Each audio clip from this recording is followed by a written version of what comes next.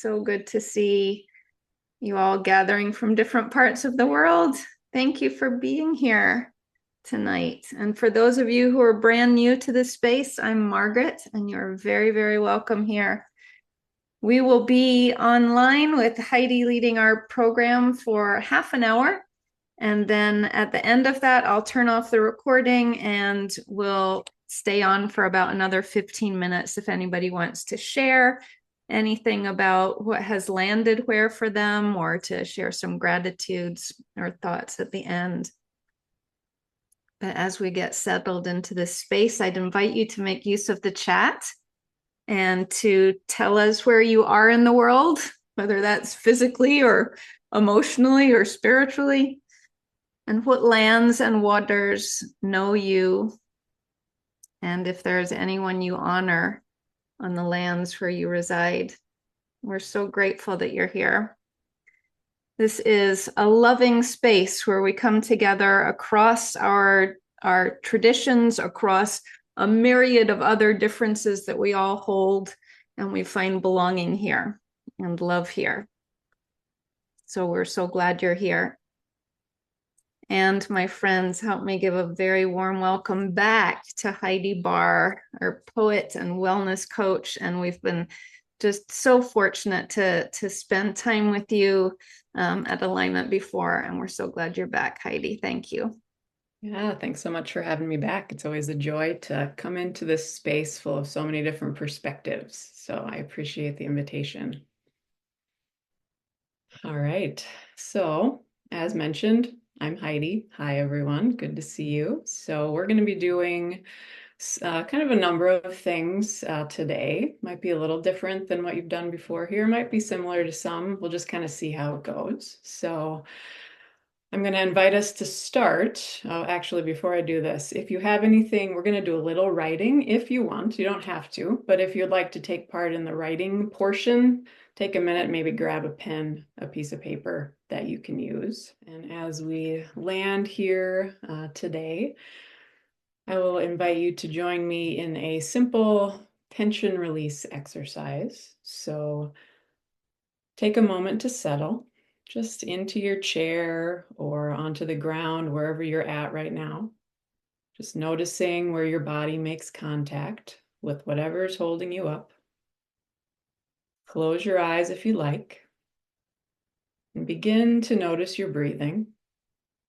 Just noticing, no need to change anything. Just noticing how it fills your lungs with each inhale and provides a release with each exhale.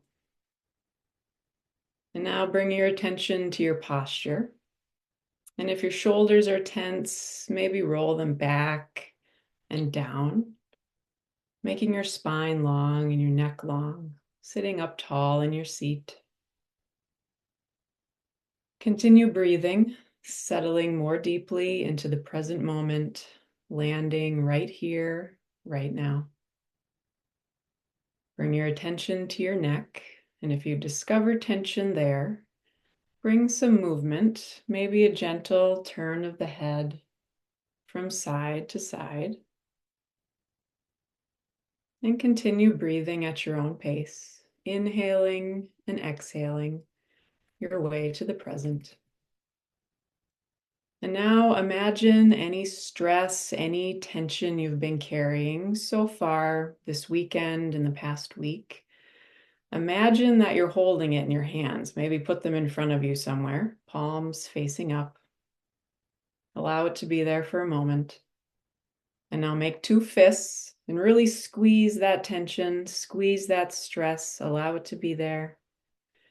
And on your next exhale, gradually allow your fingers to open like a slowly blooming flower.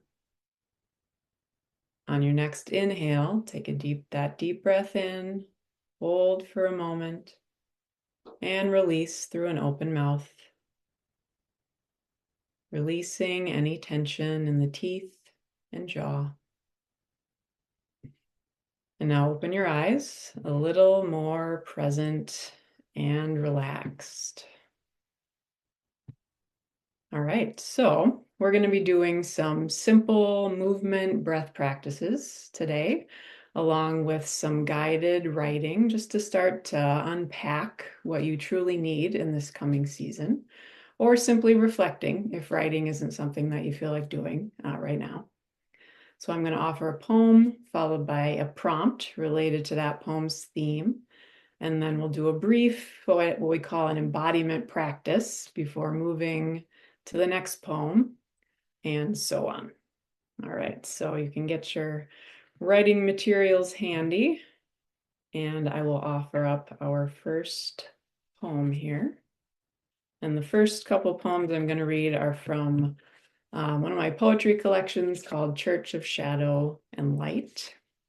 So, first one is called Beauty When Beauty Looks Different Than You Think It Should. One evening, 3 months after the world turns upside down, I'm watching dusk fall over the lake, tawny reflections in conversation with red-winged birds, thinking of all the ways falling brings beauty into the story. Dusk falling over still water, rain falling into pools of silver shimmer, willow branches falling in a living curtain of green. And I wonder how our own falling brings beauty with it. When the rug is swept from under your feet, you can close your eyes and wish it were different. Or you can widen your gaze to take in the new view. Because what if that view includes daytime stars fading, dragonflies drifting, dawn rising, transforming what's fallen into a mosaic capable of lifting shadows toward light. All right, so our prompt for this poem is, and I'll stick this in the chat once I read it, describe a time when you've noticed beauty accompany falling. How has falling, and perhaps accepting what has happened, brought beauty into your story? So we'll just take a few minutes on each one, and I'll stick this in the chat here. And now we'll do a little movement before we move on to the next poem and prompt. So once again, if you'd like, go ahead and settle into your chair. Sit up nice and straight in your chair. And now drop one ear to one shoulder. And then chin to chest. Other ear to other shoulder. Chin to chest again. And just let your head kind of roll around, whatever your neck needs right now.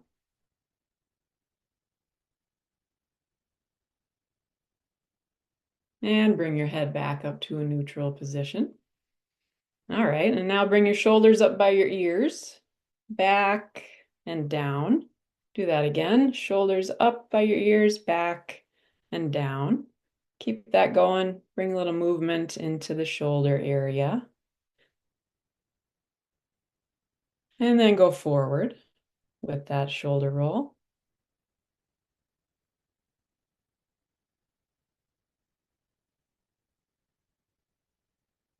All right, now bring your shoulders back to a place of kind of neutrality. And then if your shoulders and arms will allow it, go ahead and inhale your arms up to the sides, up overhead. Inhale.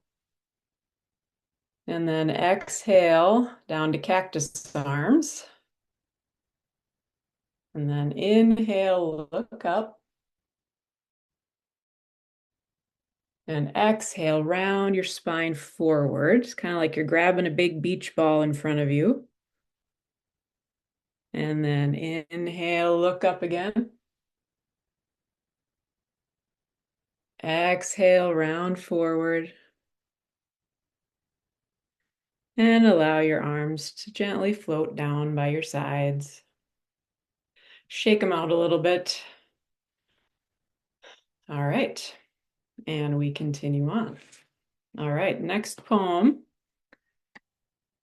is again from Church of Shadow and Light. And this one is called Creatureliness.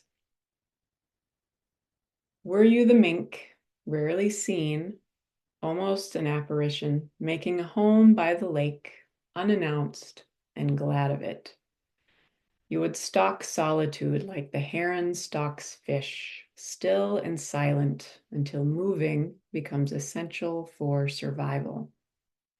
You would go about your days content with what is, centered in the truth that just living is enough. So find your creatureliness in how your feet touch the ground, carrying you forward sometimes, and sometimes not, like on days time stands still or seems to move backward.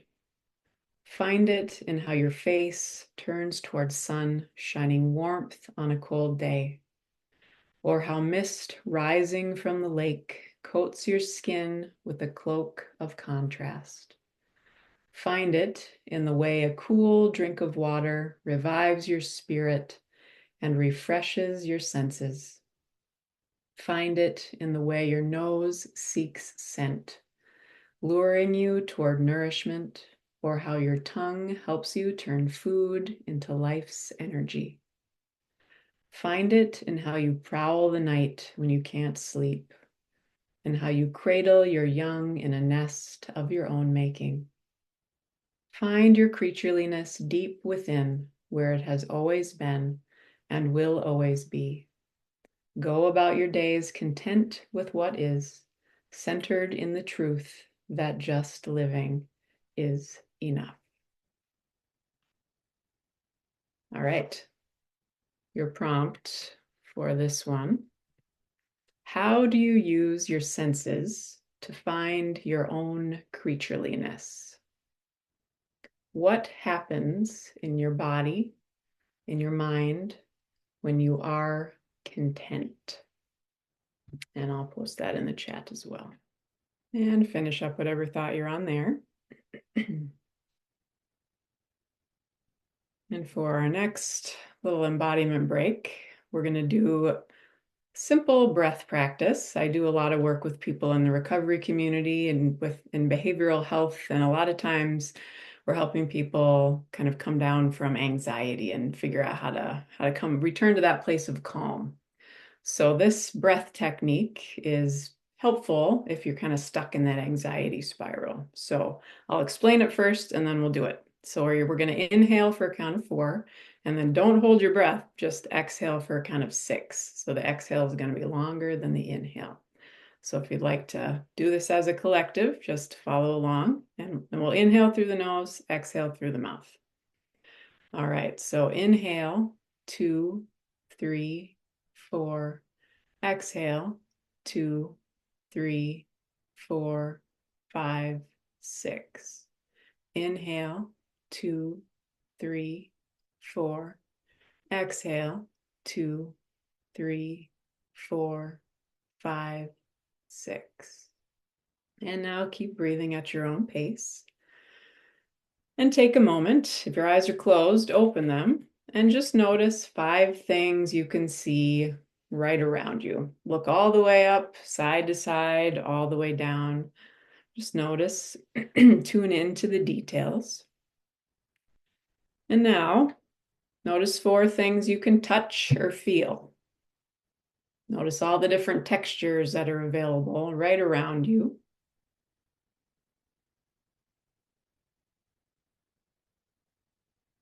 Now, 3 things you can hear. What are the layers of sound that are around your body right now?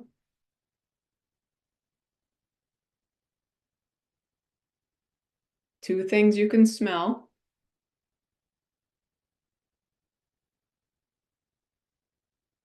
And finally, 1 thing you can taste, maybe a lingering taste in your mouth, or take a sip of water. Truly notice how you interact with that in your mouth. How does it taste?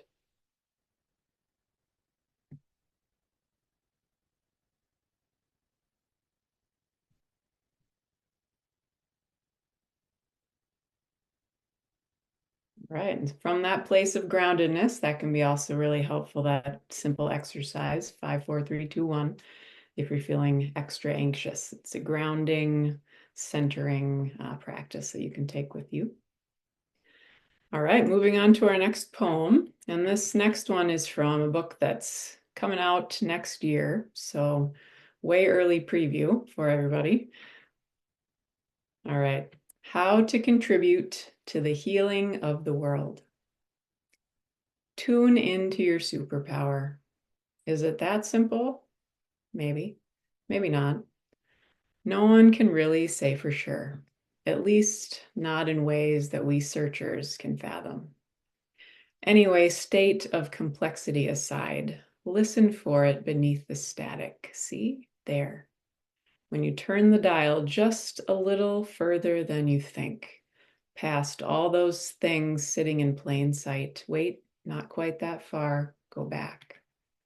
Those things sitting in plain sight are part of what gives untapped power potency, like how you notice small details or take your time, even when the world says, hurry, optimize, or offer a kindness to someone who the news tells you to hate. I mean, efficiency is fine, I guess. Couldn't really say the same for the news, but it's not what makes you get out of bed in the morning. No, it's showing up fully for life that does it. And to do so, you have to tune in a little more closely than before. And then there it is, the potential at the heart of it all. All right, so your prompt for this one is kind of a long prompt, so don't feel like you need to write about everything that I'm about to say, but I'll post it in the chat and you can take what you want from it. So the prompt is, what does true wellness mean to you? When you hear the words true wellness, jot down whatever words come to mind when you picture yourself in that state. Then consider this question. If you could have any superpower, what would it be? How would that superpower help you be truly well? What potential exists inside the idea of showing up fully, just enough to make a difference? And I'll post that in the chat. We'll take a couple minutes to write or reflect. All right, finish up whatever thought you're on there. Perhaps to return to a little bit later when you've got more time to keep writing. All right, so for our next little movement thing that we're going to do here, I'm going to stand up. You can also stand up if you want. You don't have to. You could do this seated partially if you would like. But if you would like to stand up, go ahead and do that. Feel free to turn your camera off if you want. All right. Make sure you can see me. Okay, so what we're going to do is a practice called Tai Chi Cha, which is kind of an offshoot of a more traditional Tai Chi. And we do this in the recovery facility that I work in to, again, help patients to center and kind of like a moving meditation. So if you're standing, put your left foot in front, a little bit of a bend in your knees, and then you're just going to rock back and forth. Just a gentle rocking back and forth. And then we're going to add some arms. So push your arms forward as you rock forward and then pull back as you return back again. Keep that going. So the idea here is real slow, fluid movements. And we're also going to tie our breath to our movements. So maybe you try inhaling one way, exhaling the other way. We're working with chi, with energy that's running through the body. Getting that to come into alignment, flowing freely.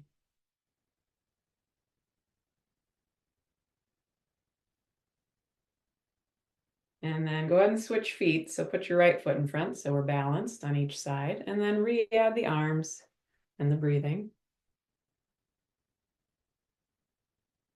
Really mindfully moving through space that's just right around your body.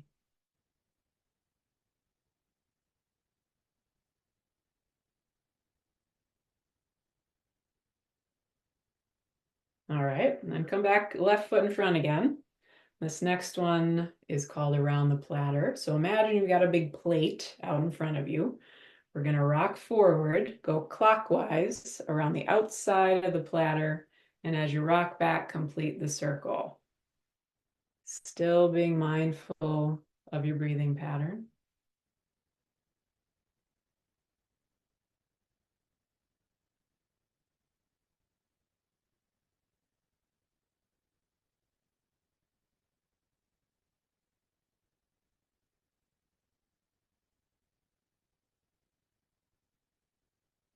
All right. Right foot in front. This time you're going counterclockwise around the platter.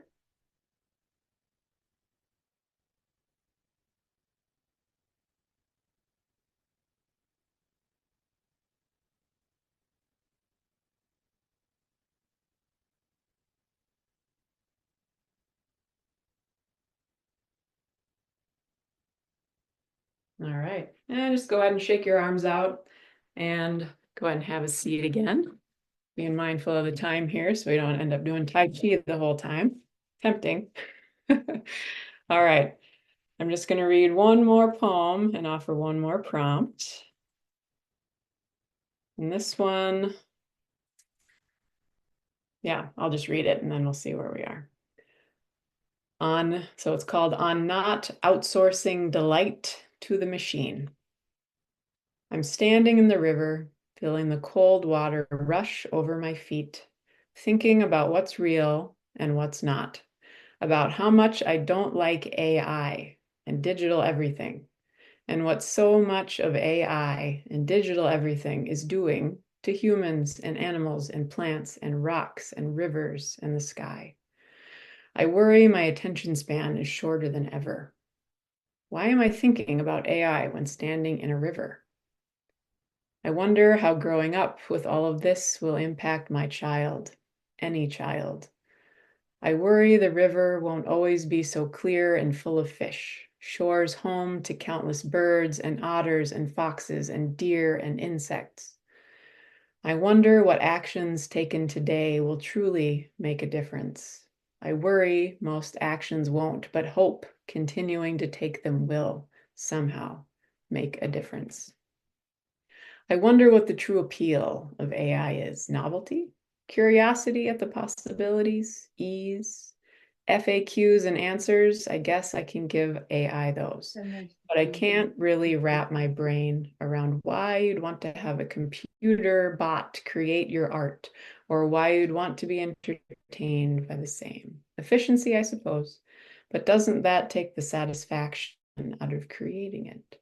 Doesn't it take the delight out of being able to acknowledge another human being's hard work and energy that went into creating this thing you enjoyed so much? AI sure doesn't need accolades and pats on the back for a job well done, even though it'll graciously thank you for any praise. I could go on, but I'll leave it there. It's time to refocus on the here and now, how the cold, clear water rushes over rocks and sand. And when we get home again, the wonder of walking up the grassy hillside toward the garden. There's time yet today to check the state of the tomato plants and see if there are any zucchini big enough to pick for lunch. Those are things AI can't do. And I hope that always remains true.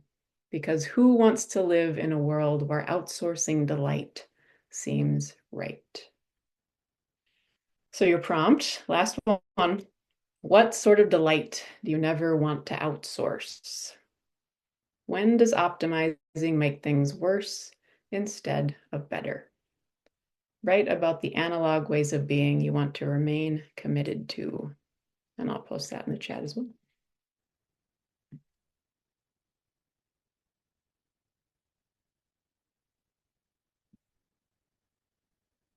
And we'll just write a short time, 1 minute, and then we'll need to wrap up. But you can take this one with you. All right, well, looks like it's been a half an hour already somehow. So I will stop there. I have a whole lot more that I could offer, but I'm going to cut myself off. So I appreciate you all being here and participating in the movement and the writing and listening into these poems that hopefully will help ground, center, and invite us all into, moving into this next month in a way that feels life-giving.